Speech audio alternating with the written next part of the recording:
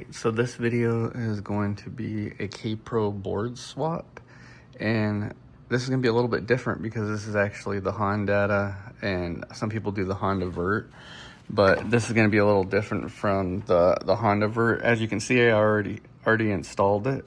So the Honda Vert will just use one pin right here, which is actually going to be the one that connects right here is going to be that pin. And what you have to do is what I did is I took a nail. You're gonna need a lot of tools for this. So what I did is I left the one pin here, and underneath it I used a nail file. I'll show you what I did. So I used a nail file and I filed it because these are dummy pins right here. So this right here is a dummy pin. This right here is a dummy pin. This is the real pin, and then this is a dummy pin. And what I did was after I took this one and ground those flat, I took the longer pin and swapped it back over here and put the shorter one here. The reason why I did that is because if you file it this way, you can get them, well, actually I went like that way. But when you file them, you can get them even all the way across. And these actually, they took me a while, but there's actually a trick on how to do this.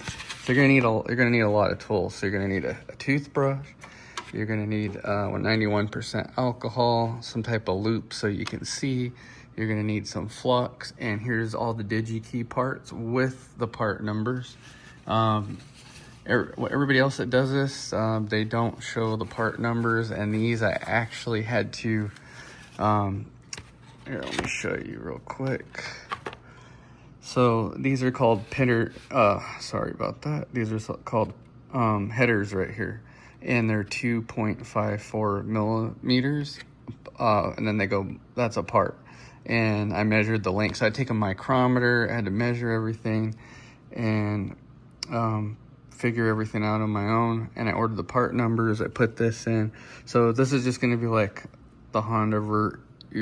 I replaced this resistor. Let me see if I can zoom in. It's gonna get pissed off at me. Oh, there we go. I think I can get, yeah, there we go. That's close enough. So right here is what you replace. You can see the chip right there next to it, but you replace that with a 223 that I ordered from Digikey, and it's, I ordered the part and it fits, it's the right part. This is what you need. There's another thing you can solder here for the speedometer, but I'm not gonna do it right now because I already have another video on how to do that. But I'll show you the part number that I ordered so you can replace the resistor right there. So yeah, so that's replaced, and then you're gonna replace this pinner head right here, and yeah, these are replaced, but I'll show you.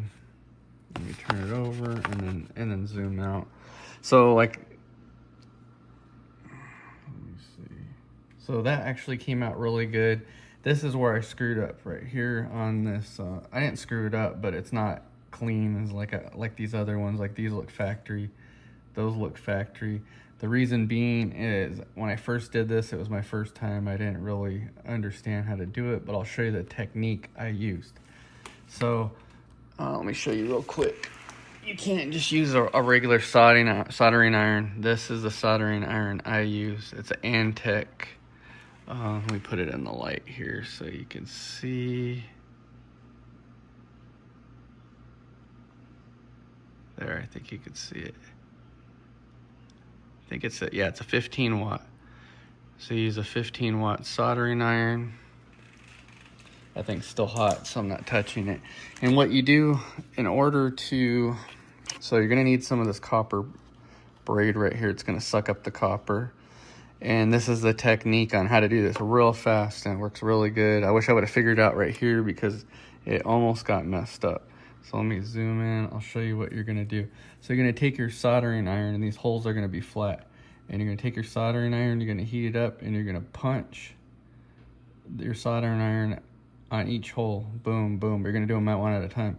So what you do is you punch this down right here, and then you take this right here. All right, so my camera died, and I'm gonna show you that technique, and here's some copper wick to suck up the solder, and I'll show you what to do. Pretend like this is the header, you're gonna push it in there, let it melt and come through, and then you're gonna take this right here and you're gonna push it right here. I've tried other techniques. This is the best way to do it. You slide it right here next to it, and the solder will come out of the hole and it will flow into it, and it'll look, you can't really see it, but yeah, it'll look like that. And then you just cut it off with the scissors after you're done, and just rinse and repeat till you get all of them. Yeah, I tried different ways, and sometimes this would just get stuck in the hole, so the best way is just to push it in the hole with nothing. Oh yeah, make sure you use Flux too. So after you push it in the hole, put Flux here, and then shove it on there, and it'll wick all the solder into it, and it's a piece of cake once you do that. So yeah, I'll show you all the tools you're gonna need. Let me put this away. So yeah, screwdriver for the case. I use a toothpick because I was using it at the point. You're gonna need this to wipe off your soldering iron. You can use it wet or dry, but it oxidizes the soldering iron, so you wanna wipe it real quick and then work real quick to get a clean, clean solder. Yeah, I put the lid back on because I want nothing to happen to it. And then you're gonna need a glue gun and some glue stick, because this stuff's a couple bucks. It's pretty cheap. And the reason why you need this is you can use acrylic fingernail polish, or you can use this. And what you're gonna do is when you wire the back of the board, just like Hondata does, you're gonna put the glue on the back to hold the wires onto the board. Or you can use acrylic nail polish. Acrylic nail polish is like a permanent fix. I don't think you're gonna be able to get it off without destroying it. So it's up to you what you wanna use. I mean, the acrylic, it's almost like epoxy. It ain't coming off. Okay, so here's the other thing you're gonna need. This is the solder I'm using. It's silver Rosin Core. And if you want to see like the whole process, let's see how the board's done. It has the 2 headers.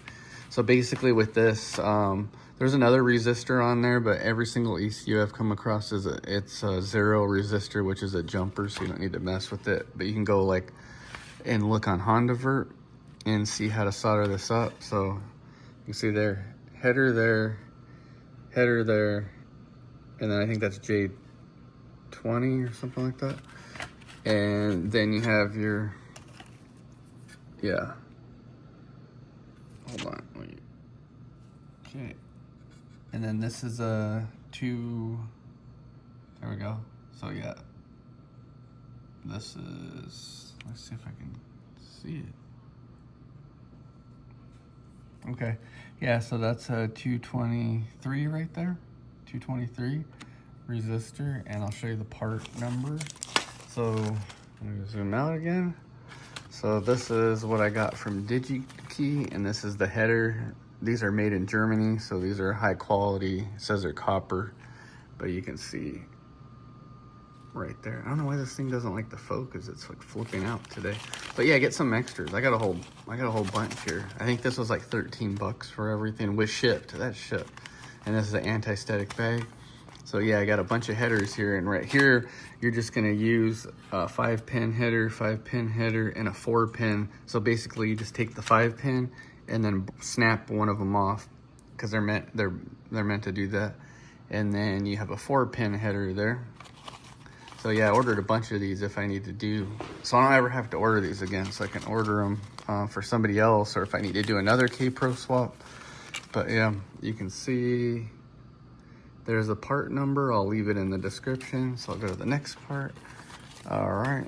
I know it's gonna be a little bit longer video, but I'm just kind of going through the process without actually showing you, because I don't want to sit there and solder on video when there's a dozen of these videos on actually like how to do it, but none of them show the part numbers, because what they do is this is my other one, my PRB ECU. What they do is they take all the old parts off of here and shove them into their new ECU, which is completely retarded. Like, why would you want to try to desolder it, take the work of destroying another Kpro, when I can take my Kpro now and just swap it back and forth between boards easily. Okay, so this is the other part number. Let me see if I can flatten it. Okay, there you go. Digikey, some cool stuff.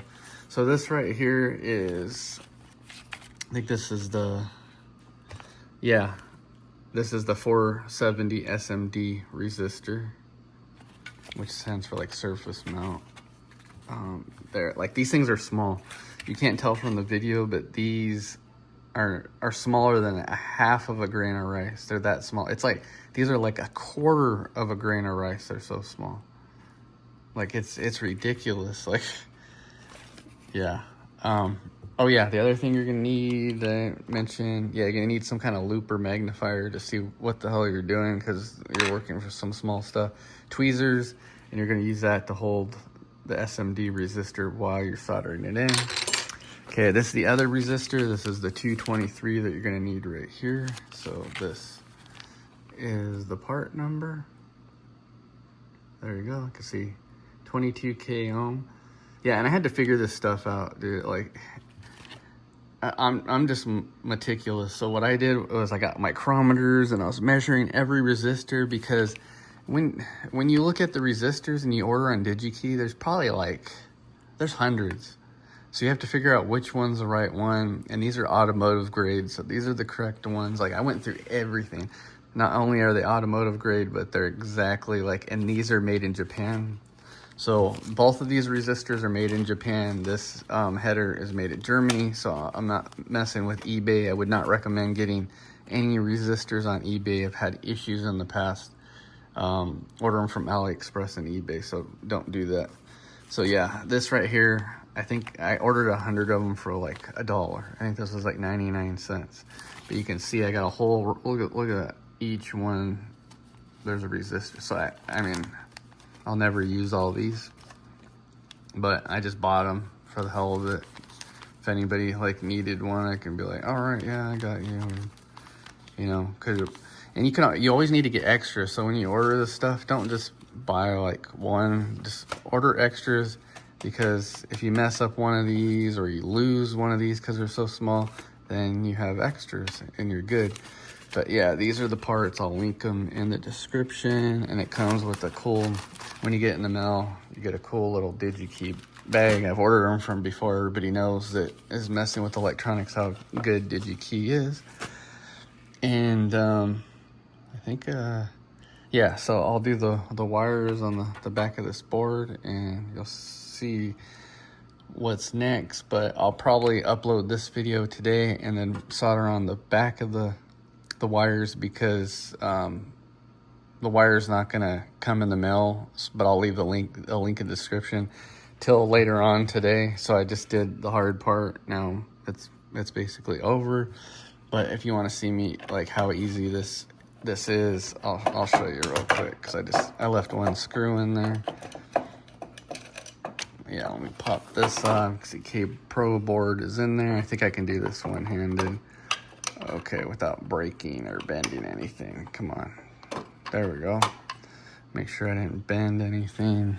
Nope. Okay. All right. So another trick I did is when I put this board in, actually, I did a little trick. So I installed, when I did the headers, I installed the board, and then I soldered one header in while this board was connected. This is hard to do one-handed. Okay, yeah. This is a little bit difficult here. So, yeah, I can't really see what I'm doing.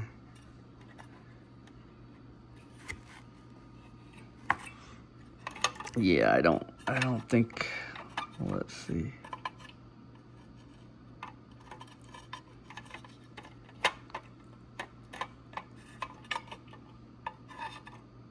Yeah, but it fits, trust me. I don't think I want to push down real hard right now and wreck it one-handed, because these are expensive. But basically, that's how it's going to go in, and I'll seed it here in a second and then upload, or actually I'll just upload the video tomorrow and show you. So this is my PRB board right here, and then this is my PND board. So this is the 5-speed, that's a 6-speed.